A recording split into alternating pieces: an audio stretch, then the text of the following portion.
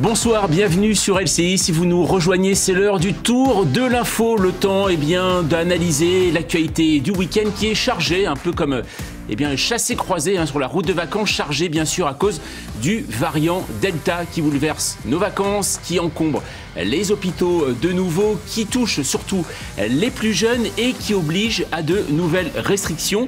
Mais n'empêche pas les manifestations. Ils étaient près de 200 000 hier à manifester dans toute la France contre le pass sanitaire, contre l'instauration.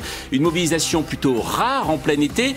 Alors comment interpréter cette colère? Quelles conséquences politiques et économiques pour la suite? Ces questions, elles vont bien sûr occuper l'esprit du président de la République qui a pris ses congés, à Brégançon pour 3 semaines avec des dossiers assez chauds sous le bras et en ligne de mire, une présidentielle 2022 qui se dessine.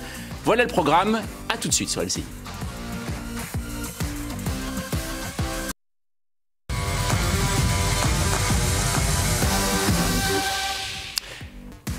Bienvenue pour le tour de l'info sur LCI. Pendant 2 heures, on va prendre le temps de réfléchir et d'analyser l'actualité de ce week-end. Et pour cela, je reçois des esprits éclairés, forcément, en la personne de Rachel Binas. Bonsoir. Bonsoir. Vous êtes journaliste à Marianne. À vos côtés, Stéphane Marchand. Bonsoir. Bonsoir. Vous êtes rédacteur en chef du magazine économique pour l'Écho, dont vous faites la publicité. Absolument. Formidable à l'antenne. Sans aucune gêne. Et voilà, je vois ça en effet.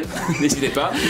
Frédéric Farah, bonsoir. Bonsoir. Vous êtes économiste. Et à vos côtés, Bruno Megarban, bonsoir. Bonsoir. Chef du service réanimation à l'hôpital Lariboisière à Paris. Et ça tombe bien, on va avoir besoin de vos lumières ce soir parce qu'on va encore parler de celui qui est en train de gâcher nos vacances, à savoir le variant Delta, bien sûr. Alors gâché ou pas, on ne le sait pas encore puisque nous sommes bien dans une 4e vague.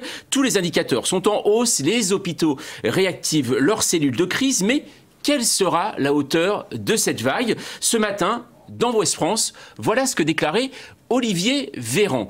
Il parle, le ministre de la Santé, il dit « Nous sommes au-dessus des 20 000 cas par jour, mais ce chiffre augmente moins que la semaine dernière. La progression en fait, du virus, selon le ministre de la Santé, serait atténuée. » Alors, Bruno Megarban, est-ce qu'il est possible aujourd'hui ce dimanche déjà de définir si c'est une vague, une vaguelette, un tsunami, je ne sais plus quel mot employer?